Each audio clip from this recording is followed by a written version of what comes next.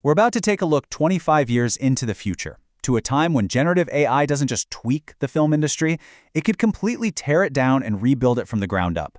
We're talking about everything from the jobs on a movie set to the very idea of what a movie even is. But let's kick things off with a question that really gets to the heart of it all. Could a machine, an AI, actually win an Oscar for Best Screenplay? It sounds like science fiction, right? Well, the answer might just shock you, and it's exactly where this timeline is headed. All right, so let's dive in. Our journey starts with Phase 1, which has a pretty unsettling name, the Great Replacement. And this is the part that feels the most immediate, the most real. We're not talking about some far-off future here.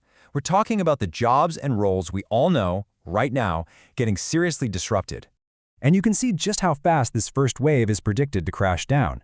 The first jobs to go are the ones tied to physical stuff. By 2026, and get this, with a 92% probability, AI voice cloning pretty much makes traditional dubbing a thing of the past. A year later, nearly all of your B-roll, all those beautiful landscape shots, all AI generated. Fast forward to 2030, and forget hiring human extras. They're almost completely replaced by perfect digital crowds. And then by 2032, you get these eternity contracts, where actors literally sell the rights to their digital selves. And just like that, physical stunt work, poof, it's basically gone. But, it's not all about losing jobs. It's about jobs changing. As the old roles fade out, these new, kind of cool ones start to pop up.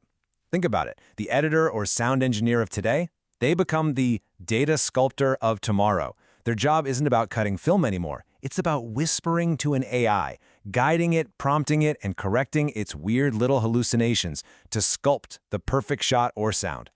So by 2033, this whole situation causes this really fascinating split. The world of film breaks into two completely different paths. You can think of it like regular food versus organic farm-to-table stuff.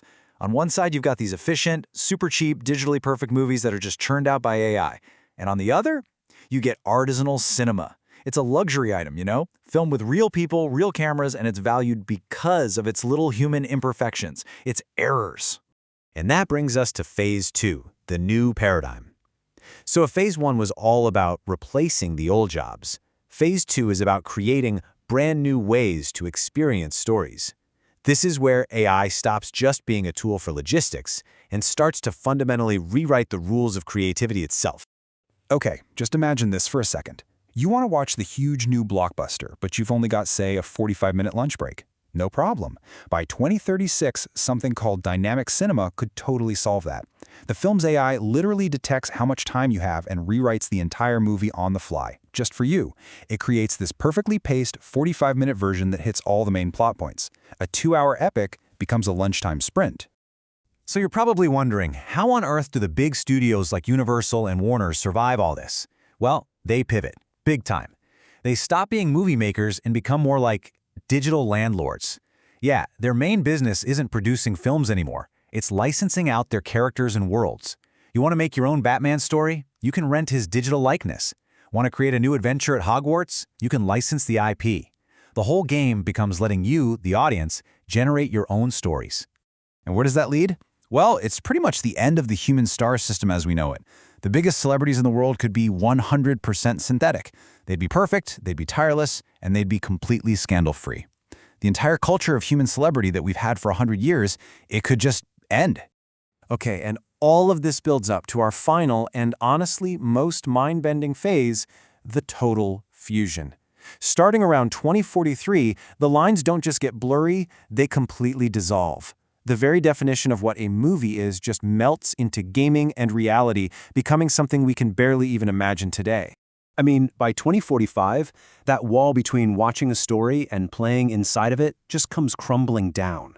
You could be leaning back, passively watching the hero's journey unfold, and then, right before the huge action scene, you just flick a switch to gaming mode, grab a controller, and take over the character yourself to play it out. It's a total game changer. So with all of this incredible creative power, we finally get the answer to that question from the beginning. The prediction is that by 2048, there's a 65% chance a generative AI will win the Oscar for Best Original Screenplay. And that wouldn't just be a win, right? It would trigger the biggest philosophical debate of the century about what art and even consciousness really is. But there's a really profound side effect to all this personalization. Think about it. If every single person is watching a version of a movie that was generated just for them, what happens to our shared culture? The whole idea of a cult film, that one movie that connects an entire generation, it could just disappear. We lose those common touchstones. Phew. So, after that absolutely wild 25-year journey, from jobs being replaced to this total creative fusion, what does it all really mean? Let's try and boil this crazy future down to some fundamental new rules for how we tell stories. So here are the 4 big shifts. First, we go from physical sets to virtual terminals. And because of that, the shared blockbuster experience gets replaced by something deeply personal, unique to you. That, in turn, changes the audience from just a passive viewer into an active co-creator. And all of that leads to the biggest change of all. The final barrier to making something incredible is no longer your budget or your technical skills, it's something way more fundamental. And that really just leaves us with one last massive question to chew on. In a world where anyone can create a photorealistic epic from their laptop, a world where technology has basically no limits, what happens when the only thing holding you back is your own imagination? Is that the final frontier?